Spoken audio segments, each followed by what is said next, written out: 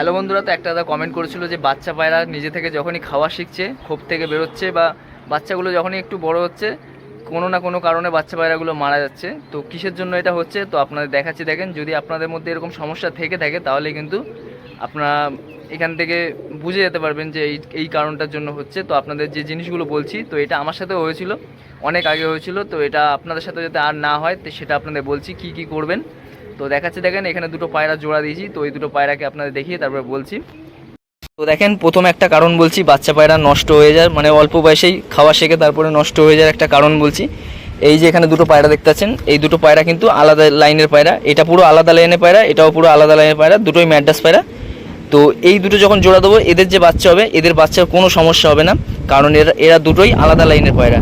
কিন্তু ধরেন এটাও একই লাইনের পায়রা, এটাও একই লাইনের পায়রা, আর একদম কম আগে পড়ে মানে বুঝতে পারছেন। মানে ধরেন এর মা বাবা, এইটা হলো আগের সেটের বাচ্চা আর এটা হলো আগের সেটের বাচ্চা, পরের সেটের বাচ্চা। তো এই দুটোকে আপনি নিয়ে এর সাথে জোড়া দিয়ে দিলেন। এরা কিন্তু দুজনেই ভাই বোন। তো এদের যখন জোড়া দেবেন, এদের থেকে যে বাচ্চা হবে ছোটোবেলায় মোটামুটি ঠিকই থাকবে, কিন্তু যখনই খাওয়া শিখবে তখনই দেখবেন পায়রার মধ্যে সমস্যা আসা শুরু হয়ে গেছে। মানে কোনো না কোনো কারণে পায়রা বাচ্চাটা নষ্ট হয়ে যাবে। তো এই ভুলটা কখনোই করবেন না। এই জেনারেশান বানাতে হলে একটা সিস্টেম আছে, সেটা হলো কমসে কম 9 মাসের বড় দেবেন মাদি পায়রা, আর 9 মাসের ছোটো একটা নর পায়রা নেবেন, একই লাইনের পায়রা, সেটাকে জোড়া দেবেন, জেনারেশান বেরিয়ে যাবে। কিন্তু একদম 3-4 সেটের যে বাচ্চা হচ্ছে তার মধ্যে ঘোরাবেন না। মানে 3-4 সেটের বাচ্চা হচ্ছে, সেখানে আপনি যদি ঘুরিয়ে দেন, মানে এটা 1 সেটের বাচ্চা, এটা 4 সেটের বাচ্চার সাথে ঘুরিয়ে দেন, তাহলে কিন্তু একটু হলেও সমস্যা আসতে পারে। এবার যদি আপনি ধরেন অনেক পুরনো, মানে 1 বছর পুরনো মাদি, এদেরই বাচ্চা 1 বছর পুরনো মাদি বড় রাখবেন, আর নর 1 বছর ছোট রাখবেন। এবার জোড়া দেন, এই বাচ্চার মধ্যে সমস্যা আসবে না, পায়রা বাচ্চাও উড়বে।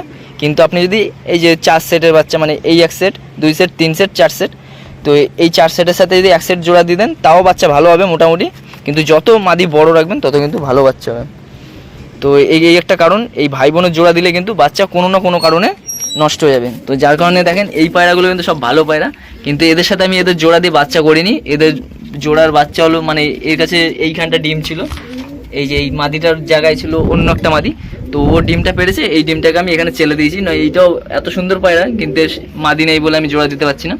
নর পায়রা আমার কাছে কম বলতে না, নর পায়রা সেমই আছে, কিন্তু জোড়া দেওয়ার জন্য ওই জিনিসটা হয়ে যাবে, প্রবলেম চলে আসে, বাচ্চা পায়রা তাড়াতাড়ি নষ্ট হয়ে যাবে। আরও দেখবেন অনেকগুলো কারণ থাকে, যেগুলো হলো দেখবেন বাচ্চা পায়রা। আমি এই পায়রাগুলোই দেখিয়ে দিচ্ছি। এই দেখেন, মানে পায়রা যে বিট করে জোড়া খাওয়ার সময়, তখন এই যে বিটটা যদি ঠিকভাবে পৌঁছাতে না পারে, তখনও কিন্তু বাচ্চা আনফিট হয় বা কোনো কারণে মারা যায়। তো তার জন্য আপনারা কী করবেন, তো এ দেখেন এই মাদি পায়রাটা, এ দেখেন এইখানে যে পায়খানা করার যে লোমগুলো, এগুলো আমি সব ক্যাচি দিয়ে কেটে দিয়েছি। এই দেখেন এই নটটারও এখান থেকে ক্যাচি দিয়ে কাটা আছে। এই দেখেন এই জায়গাটা পুরো লোমগুলো ক্যাচি দিয়ে কাটা থাকে। এইটা যত কাটা থাকবে, পায়রার বাচ্চা আনফিট বা অল্প বয়সে নষ্ট হয়ে যাওয়ার চান্সটা একদমই কমে যাবে যদি আলাদা লাইনের পায়রা হয়। এইখানে ভালো পায়রার লোমগুলো অনেক বড় বড় হয়ে যায়। ভালো পায়রা, খারাপ পায়রা অতটা বড় হয় না, কিন্তু ভালো পায়রা এইখানের লোমগুলো অনেক বড় বড় হয়ে যায়। আর যখন বিট করে তখন ওর বিটটা যেতে পারে না, তার কারণে কিন্তু বাচ্চা পায়রা আনফিট টাইপের হয়, মানে পরিপুক্ত হয় না সেভাবে বাচ্চা পায়রা। আর এই হলো পায়রাটা, এইটার সাথে এই মাঝ নটটা জোড়া দেবো। তো এই নটটাকেও দেখিয়ে দিচ্ছি। তো এই যে হলো নর পায়রাটা, শখ করেন তেঁতুল বিছার মতো পান। এ দেখেন এর একটা চোখ কালো, একটা চোখ কালো দানা। তো এদের বাচ্চাও সেম হয়, আবার দুটো চোখই কালো দানা হয়। এই যে, আর দুর্দান্ত ওড়ে এদের বাচ্চাগুলো, ডানা কেটে রেখে দিয়েছি। এ দেখেন এটা হলো বন্ধ লেজের পায়রা, আর ওটা ছিল খোলা লেজের পায়রা। আর ওর মাদির সাইজ বড়, আর নরের সাইজ দেখেন 1 বিঘার মতো। আর এই পায়রাটা অল্প বয়সের পায়রা না, ভালোই বয়স হয়ে গেছে, 7-8 বছরের বেশি হয়ে গেছে। তো দেখেন আরেকটা জিনিস বলছি, যে মানে ওইটা তো বললাম 2 নম্বর কারণটা। তো 2 নম্বর কারণটা বললাম, মাদি পায়রার লেজের ওখানে যে পালকগুলো, ওগুলো কেটে রাখবেন। তাহলে কী হবে, পায়রার যে বিট করবে ওটা পুরো যাবে, তাহলে কী হবে, বাচ্চাগুলো ভালো হবে। আর যে ভুলটা করেন দেখবেন অনেকে, বাচ্চা পায়রা মানে খোপে যখন দেখবেন নতুন বাচ্চা হয়, যদি খোপের মধ্যে প্রচুর পরিমাণে আরশোলা হয়, তো সাইডে মেশিন চলছে যে জন্য ভীষণ আওয়াজ হচ্ছে, দেখবেন পায়রা খোপে দেখবেন অতিরিক্ত আরশোলা হয়ে যায়। তখন কী হয়, আরশোলা যদি অতিরিক্ত হয়ে যায় পায়রার ঘরে, ওই আরশোলা থেকে একটা গ্যাস হয়, ওই গ্যাসের কারণে কিন্তু পায়রার অনেক কারণে শরীর খারাপ হয়ে যায়। আর ওই আরশোলা যতদিন না শেষ করবেন, ততদিন আপনার বাচ্চা ওরকমভাবে নষ্ট হতে থাকবে। আর 4 নম্বর কারণ দেখবেন খোপের মধ্যে যদি স্যাঁতস্যাঁতে ভাব থাকে। আর 2-1টা দেখবেন কাঠের খোপ যদি হয়, এই কাঠের খোপ দেখবেন পায়রা পায়খানা করলে ওই কাঠের খোপগুলো নরম হয়ে যায়, কাঠগুলো নরম হয়ে যায়। তখন কি হয়, বাচ্চা পায়রা কিন্তু ওই কাঠগুলো খুঁটে খুঁটে খায়, মানে পায়রাকে ওর বাচ্চাকে খাওয়াবে বলে নিজেরা ওই কাঠগুলো টুকরে টুকরে খেয়ে নিয়ে সেই মানে খাবারগুলো পায়রা বাচ্চাকে খাওয়ায়। তো ওই কাঠ থেকেও কিন্তু ভাইরাস যদি থেকে থাকে, মানে কোনো রকমভাবে নোংরা পয়জন যদি থেকে থাকে, ওই কাঠ থেকেও কিন্তু পায়রা বাচ্চাগুলো ও বাচ্চাগুলোকে খাইয়ে দেয়। পায়রাগুলো এই পায়রাগুলো খাবে, গিয়ে বাচ্চাগুলোকে খাইয়ে দেবে। তো সেখান থেকেও কিন্তু ওই জিনিসটা হতে পারে। তো ওই কারণটা আপনার খুঁজে বের করতে হবে যে কিসের জন্য ওই জিনিসটা হচ্ছে। যদি আপনি বুঝতে পারেন যে কাঠের থেকেও নোংরা বেরোয়, দেখবেন পিঁপড়েতে খেয়ে খেয়ে একদম গুঁড়ো গুঁড়ো টাইপের বের করে রাখে। তো ওই ভুলটা কখনোই করবেন না। যদি দেখেন যে কাঠগুলো খাচ্ছে, তাহলে ওই কাঠটা চেঞ্জ করে দেবেন, তাহলে দেখবেন আপনার সমস্যা যেতে পারে। আর না হলে কি হয়, 5 নম্বর বলছি, ওই কাঠের টুকরো খেয়েও যদি হয় হতে পারে। আর 5 নম্বর দেখবেন পায়রা যদি ছায়া জায়গা থাকে, ধরেন এই দুটো জোড়া দিয়েছেন, জোড়া দেওয়ার পর বাচ্চাগুলো এখানেই বড় হলো, কিন্তু ছায়া জায়গা আছে, খোপের মধ্যে কোনো রোদ পড়ে না। তো এইখানে দেখেন সবসময় রোদ পড়ে, মানে যেটুকু রোদ পড়ে ওটুকু হয়ে যায় কাজ। মানে সব 1:30 থেকে 3টে অবধি, এই 10টা থেকে 12টা 1টা অবধি ভালো রোদ পড়ে যায়। তো খোপের মধ্যে এক বেলা হলেও পায়রা খোপে কিন্তু রোদ পড়তে হবে, যে খোপে ব্রিডিং পায়রা, না হলে কিন্তু সমস্যা, এই সমস্যাটা কোনোদিনও যাবে না। যদি আপনার পায়রা ছায়া জায়গা থাকে, তাহলে কিন্তু পায়রা এরকম সমস্যা আসতেই থাকবে। তো খোপের মধ্যে সবসময় রোদ পড়তেই হবে, কারণ এই যে ওয়েদারটা, ছায়া জায়গার ওয়েদারটা, এই ওয়েদারটা কিন্তু বাচ্চাটা বড় হয়েছে। এবার যখনই বাচ্চাটা বড় হয়ে বাইরে এরকম খোপের বাইরে বেরোবে, ও কিন্তু এই ওয়েদারটাকে নিতে পারবে না। পায়রার কোনো না কোনো কারণে কিন্তু পায়রাটা রোগ চলে আসবে, অটোমেটিকই রোগ চলে আসবে। তো এটার কারণও হয়। আরও দেখবেন পায়রাকে কেউ গিট খাওয়ায় না। এই যে ভিতর দেখতেছেন, পায়রা খোপের ভিতর গিট আছে, একদম পরিষ্কার গিট। এই গিটটা খাওয়ালে কি হয়, এই গিটটা খেলে কিন্তু পায়রা নোংরা খায় না। আর নোংরা না খেলে এই গিটটা কিন্তু ভালো, মানে ক্যালসিয়াম বাচ্চাদের জন্য। তো এই নোংরা না খেয়ে এইগুলোই কিন্তু পায়রাকে খাইয়ে দেয়।